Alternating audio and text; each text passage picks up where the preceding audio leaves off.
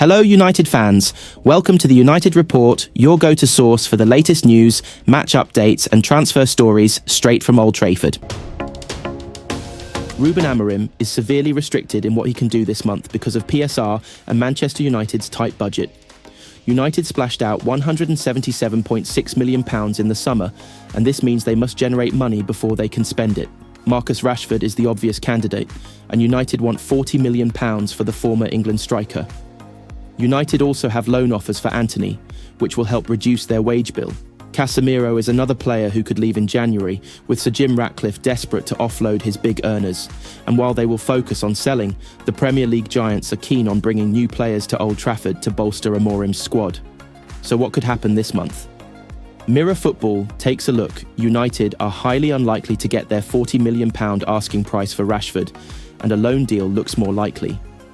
AC Milan are keen, and his representatives have met the Serie A to thrash out his move. The sticking point is his wages, and Milan's top earner is on £150,000 a week, meaning United would have to agree to pay £175,000 a week of his reported salary to make a deal happen. Ambitious Como are prepared to pay all of Rashford's £325,000 a week salary, but the hitman is not keen about joining a relegation fight at the bottom of Serie A. Rashford has also attracted interest from Borussia Dortmund and Juventus, but has turned down a move to the MLS and Saudi Arabia's Pro League. Napoli are keen on Garnacho, who has been one of the main victims of Amorim's switch to his favoured 3-4-3 formation. The Argentina winger has started just 5 of Amorim's first 13 games in charge of United, and he axed him from his squad completely for last month's derby win over Manchester City. This has alerted Napoli, and they are looking for a wideman because Georgia star Kavica Kvaratskhelia is joining Paris Saint-Germain. United are in no mood to sell Garnacho if Napoli did make an offer this month, but their interest reflects the new uncertainty over his future. Garnacho, 20, has managed just 1 goal and 1 assist, as he has struggled to adapt to life under Amorim. Real Betis are leading the chase for Antony, who looks set to leave Old Trafford on loan this month. Antony has been a massive flop since his £86 million move from Ajax in 2022, and United are keen to offload the winger who earns a reported £200,000 a week.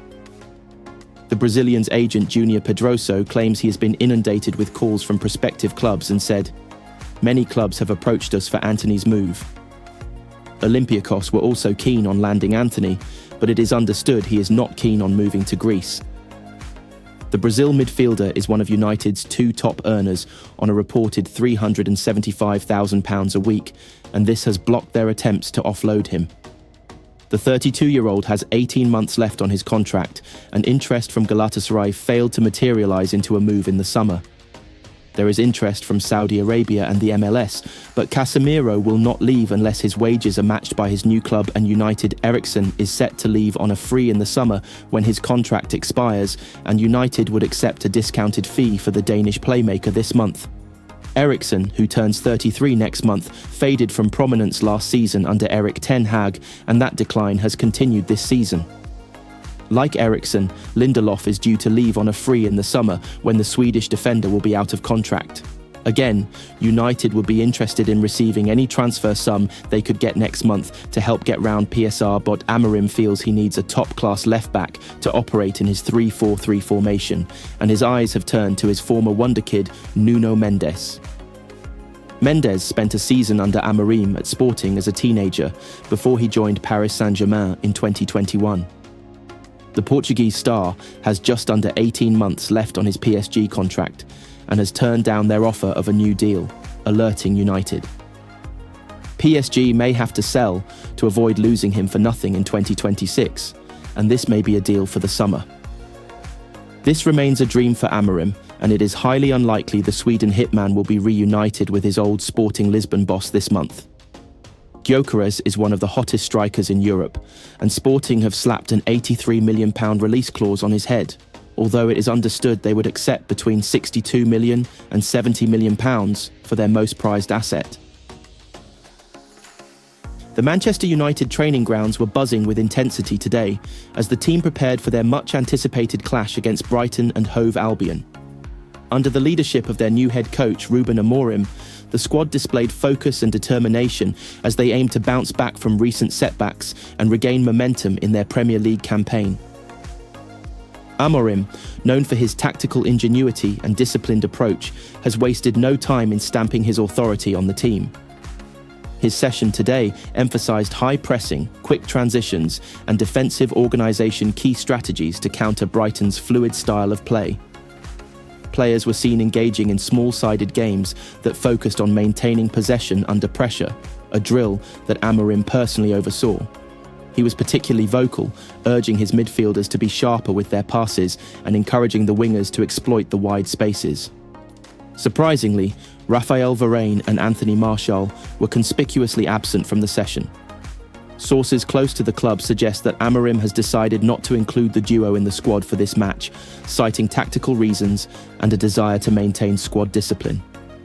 Varane's exclusion raised eyebrows, as his experience and defensive solidity would typically be an asset against a side like Brighton. Meanwhile, Martial's inconsistency in recent weeks might have influenced Amorim's decision to give others a chance to prove their worth. With Varane and Martial out of contention, Amorim is expected to field a younger, more dynamic lineup. Harry Maguire and Lisandro Martinez were seen working as a central defensive pair, while Rasmus Højlund and Marcus Rashford looked sharp during attacking drills, suggesting they will lead the line. Amorim is also rumoured to be considering a tactical shift to a 4-3-3 formation, a setup he used effectively at his previous club, Sporting CP. The system would allow Bruno Fernandes more freedom to dictate play while offering defensive stability in the midfield, with Casemiro and Sofiane Amrabat. Brighton, under Roberto De Zerbi, have been one of the league's most entertaining sides, known for their attacking football and resilience. Amorim, aware of the challenge ahead, reportedly held a detailed analysis session with the team, breaking down Brighton's key players and tactics. Players such as Kaoru Mitoma and Evan Ferguson were highlighted as major threats, with specific instructions given to the full-backs and midfielders on how to neutralise their impact. Despite the notable absences and the pressure of the upcoming match, the mood at Carrington was positive. The players appeared united and eager to impress their new boss, with Marcus Rashford summing up the atmosphere in a post-training interview. Manchester United will host Brighton at Old Trafford later today, and all eyes will be on Amorim's first major test as head coach. Fans will be hoping his tactical acumen and bold decisions pay off as the Red Devils look to secure a much-needed victory. The stakes are high, and the stage is set for an electrifying encounter. Manchester United striker Joshua Zirkzee has been reprimanded by the FA, but avoided a ban. The Dutch striker celebrated somewhat controversially after Ahmad's late heroics secured the Red Devils a 3-1 comeback win against Southampton on Thursday night. Zirkzee made an important contribution off the bench 5 days on from notching the winning penalty in the FA Cup shootout success over Arsenal. But after Ahmad's third goal secured all 3 points, the ex-Bologna star turned to the Stretford end and grabbed his crotch in a suggestive fashion. A similar gesture saw Jude Bellingham handed a one-game ban and £25,000 fine after England beat Slovakia at Euro 2024, leading to fears that Zirkzee could face a similar punishment. However, the FA have opted against taking action. A statement read, "As guidance, we have issued Joshua Zirkzee with a reminder of his responsibilities, and he will face no further action." United's win over the Premier League's bottom club has them 13th in the table ahead of their meeting with Brighton on Sunday, with Ruben Amorim admitting there will be more ups and downs before the season is over. "I think it's going to be hard until the end of the season," Amorim said. "It's going to be a little bit that roller coaster. Then it depends on the time you have to train. We are still in the Cup and we have UEFA games for the Europa League. Then it's important also to focus on next Thursday when Rangers visit Old Trafford to win and to try to be in that top 8. In that way, you can take 2 games from the schedule and have a full week, so we are trying to do everything at the same time. We had 7 trainings together in 14-15 games. It's really hard, but we have to continue and try to win it. Sometimes playing good, sometimes playing bad. We will try to win games." Alejandro Garnacho's Manchester United departure has been given the green light by Liverpool and Tottenham's failure to land their respective transfer targets. United rejected a bid from Napoli worth just under £40 million for Garnacho this week, with the Red Devils demanding a fee closer to their £60 million valuation of the player. The 20-year-old winger's Old Trafford future has come under doubt since he was dropped by Ruben Amorim for the 2-1 win over Manchester City in December. Talks over a new contract with Garnacho have also been unproductive, while United would be open to selling the Argentine due to a potential sale, helping them stay on the right side of PSR rules. He himself is reportedly receptive to a move to the Serie A league leaders too. He has Khvicha Kvaratskhelia to thank if Napoli end up tabling a huge bid. Given that the Georgian winger forced through a move to Paris Saint-Germain this January, Napoli will have the funds required to sign a much-needed replacement. Kvaratskelia's PSG transfer, worth around £59 million, is now nearing completion after he confirmed his Napoli exit on social media on Thursday. It was reported earlier this month that Liverpool were long-term admirers of Kvaratskhelia and were considering a move for the 23-year-old. But PSG are believed to have struck an agreement with Napoli, paying Kvaratskelia's fee over 3 instalments as he arrived in Paris on Thursday, completing his medical the following morning. That, in turn, has concluded the transfer saga surrounding out-of-favour PSG forward Randal Kolo Muani. With Kvaratskelia's arrival, PSG agreed to send Kolo Muani, who they signed for £77 million in 2023, to Juventus on a 6-month loan deal, as he was deemed surplus to requirements. Juventus will now cover the Frenchman's wages until the end of this season, which comes as a blow to several other clubs, including Spurs, who reportedly wanted to sign Kolo Muani this January. However, Juve do not have an option to buy him permanently, which means PSG will still look to find a permanent destination for the 26-year-old in the summer.